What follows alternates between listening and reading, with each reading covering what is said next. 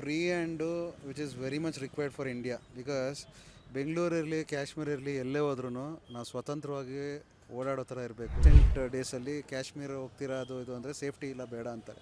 So ಅದನ್ನು ಕಿತ್ತೆಗಿಬೇಕಂದ್ರೆ ಈ ಥರ ಎಲ್ಲ ಹಾರ್ಡ್ ಡಿಸಿಷನ್ ತೊಗೊಳ್ಳೇಬೇಕು. ಮಕ್ಕಳಿಂದಾನೇ ಅವ್ರಿಗೆ ಗೌರ್ಮೆಂಟ್ ಎನಿಮೀಸು ಎನಿಮೀಸು ಆ ಥರ ಎಲ್ಲ ಕ್ರಿಯೇಟ್ ಮಾಡಿ ಅವ್ರು ಏನು ಸಾಧನೆ ಮಾಡ್ತಾರೆ. ಇವಾಗ ಪಾಕಿಸ್ತಾನ ಅಫ್ಘಾನಿಸ್ತಾನ ಎಲ್ಲ ನೋಡಿದ್ರೆ ಊಟ ಇಲ್ಲ ಅಲ್ಲಿ. ಮೋದಿ ಅವರು ತಗೊಂಡಿರೋ ನಿರ್ಧಾರದ ಬಗ್ಗೆ free and which is very much required for India because Bengaluru ಇರಲಿ ಕಾಶ್ಮೀರ ಇರಲಿ ಎಲ್ಲೇ ಹೋದ್ರೂ ನಾವು ಸ್ವತಂತ್ರವಾಗಿ ಓಡಾಡೋ ಥರ ಇರಬೇಕು. Safety is very important. So ಈ ಪಕ್ಷ ನಾವು ಇವಾಗ ಯಾರು ಕೇಳಿದ್ರೆ ರೀಸೆಂಟ್ ಡೇಸಲ್ಲಿ ಕಾಶ್ಮೀರ ಹೋಗ್ತಿರೋದು ಇದು ಅಂದರೆ ಸೇಫ್ಟಿ ಇಲ್ಲ ಬೇಡ ಅಂತಾರೆ. ಸೊ ಅದನ್ನು ಕಿತ್ತೆಗಿಬೇಕಂದ್ರೆ ಈ ಥರ ಎಲ್ಲ ಹಾರ್ಡ್ ಡಿಸಿಷನ್ ತೊಗೊಳ್ಳೇಬೇಕು.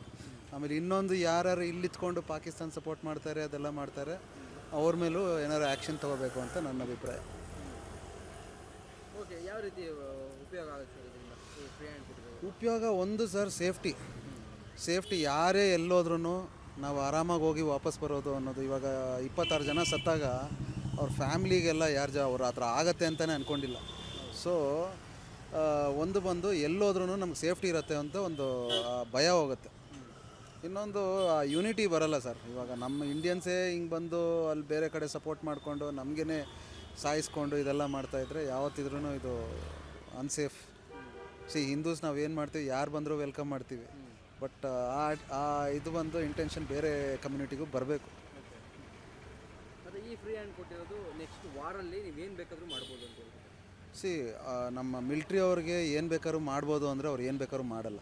ಓಕೆ, ಏನು ಮಾಡ್ತಾರೆ ಅಂದರೆ ನಮ್ಮ ಸೇಫ್ಟಿಗೋಸ್ಕರ ನಮ್ಮ ಭಾರತಕ್ಕೆ ಏನೇನು ತೊಂದರೆ ಕೊಡ್ತಾರೋ ಅವ್ರ ಮೇಲೆ ದಾಳಿ ಮಾಡೋರಿಗೆ ಮಾತ್ರ ಏನಾದ್ರು ಆ್ಯಕ್ಷನ್ ತೊಗೊಳ್ಳೋದು ಏನಾದ್ರು ಅದು ತೊಗೊಳ್ಳೇಬೇಕು.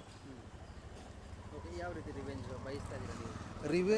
ರಿವೆಂಜ್ ಏನಂದರೆ 26 ಜನ ಸತ್ತಿರೋರಿಗೆ ಅವ್ರ ಟೆರರಿಸ್ಟ್ಗೆ ಇದು ಏನಾದ್ರು ದೊಡ್ಡ ಶಿಕ್ಷೆ ಆಗಬೇಕು.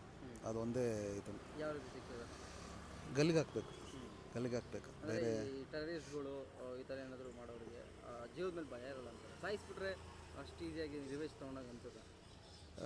ಸಾಯಿಸ್ಬಿಟ್ರೆ ಅಲ್ಲ ಸರ್, ಆ ಸಾಯಿಸಿದ್ರೆ ಆ ಕಮ್ಯುನಿಟಿ ಬೇರೆಯವ್ರಿಗೆ ಆ ಥರ ಮಾಡೋದಕ್ಕೂ ಒಂದು ಅವೇರ್ನೆಸ್ ಕ್ರಿಯೇಟ್ ಆಗುತ್ತೆ. ನೆಕ್ಸ್ಟ್ ಇನ್ನು ಮಾಡ್ಬೇಕಾದ್ರೆ ಅವರೊಂದು ಯೋಚನೆ ಮಾಡ್ತಾರೆ ಮಾಡೋದು ಸರಿನಾ ಅಂತ. ಒಂಥರ ಇವಾಗ ಈಸಿ ಗೋಯಿಂಗ್ ಬರೋದು 26 ಜನ ಸಾಯಿಸ್ಬಿಟ್ಟು ಮಕ್ಕಳನ್ನ ವೈಫನ್ನು ಬಿಡ್ತೀನಿ, ಇದು ನನಗೇನು ಆಗಲ್ಲ ಅಂತ ಒಂದು ಅಹಂಕಾರದಿಂದ ಅಂತ ಇರ್ತಾರಲ್ಲ, ಅದು ಸ್ವಲ್ಪ ಕಟ್ ಡೌನ್ ಆಗುತ್ತೆ. ನೆಕ್ಸ್ಟ್ ಈ ಥರ ಮಾಡೋರಿಗೆ ಒಂದು ಎಕ್ಸಾಂಪಲ್ ಸೆಟ್ ಆಗುತ್ತೆ. ಹೌದು, ನಮ್ಮ ದೇಶದಲ್ಲಿ ಆಪೋಸಿಟ್ ಪಾರ್ಟಿಯವರು ಈ ಟೈಮಲ್ಲಿ ಯಾವ ರೀತಿ ಸ್ಪಂದನೆ ಮಾಡೋದು? ಬಂದು ಪೊಲಿಟಿಕಲಿ ಇವಾಗ ರಾಹುಲ್ ಗಾಂಧಿ ಇರಲಿ ಮೋದಿ ಇರಲಿ ಆ ಡಿಫ್ರೆನ್ಸಸ್ ಇದ್ದೇ ಇರುತ್ತೆ ಎವ್ರಿ ಪಾರ್ಟಿ.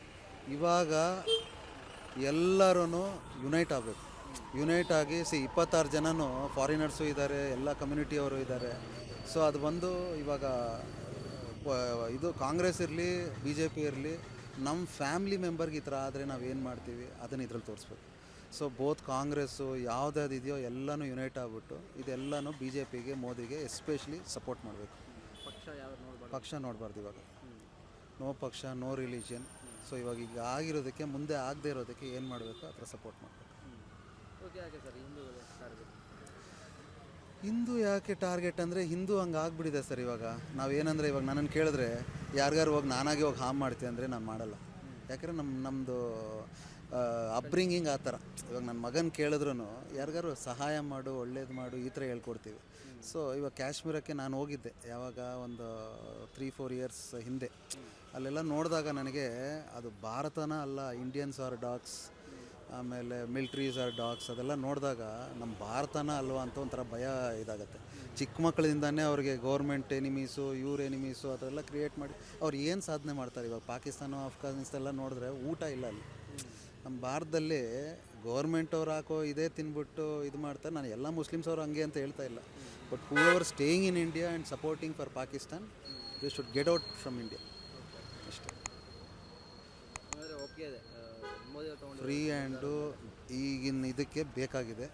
ಅವ್ರು ಕೊಟ್ಟಿರೋದಕ್ಕೆ ಅವ್ರಿಗೆ ತುಂಬ ಥ್ಯಾಂಕ್ಸು. ಮತ್ತು 140 crore ಜನ ಏನಿದ್ದಾರೆ ಎಲ್ಲರೂ ಸಪೋರ್ಟ್ ಮಾಡಬೇಕು ಅಂತ ನನ್ನ ಅಭಿಪ್ರಾಯ. ಬೀಟ್ಲೆಸ್ ಕರ್ನಾಟಕ.